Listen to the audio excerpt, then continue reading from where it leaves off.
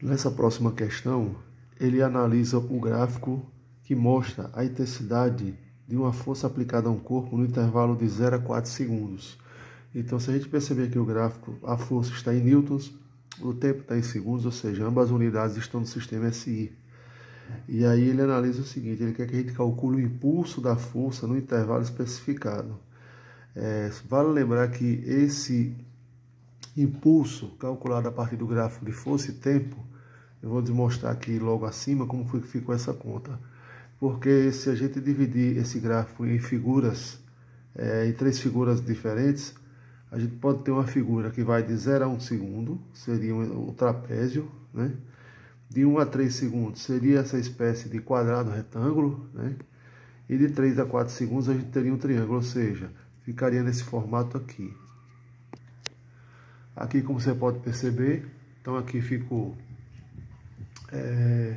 impulso numericamente igual à área calculada no gráfico. Então, como eu dividi o gráfico em 3 partes, a gente tem o trapézio, a área do trapézio, mais a área daquele retângulo, mais a área do triângulo.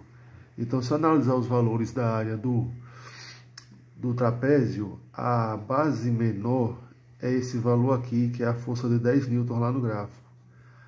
A base maior seria essa aqui, que compreende 20 newtons lá no gráfico. E a altura, né?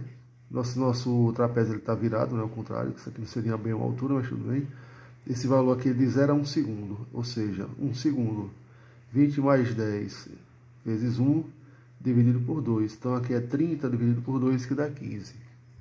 Se a gente olhar lá na parte do retângulo, aqui vai de 1 a 3 segundos. Então é a base, 3 menos 1, que dá 2.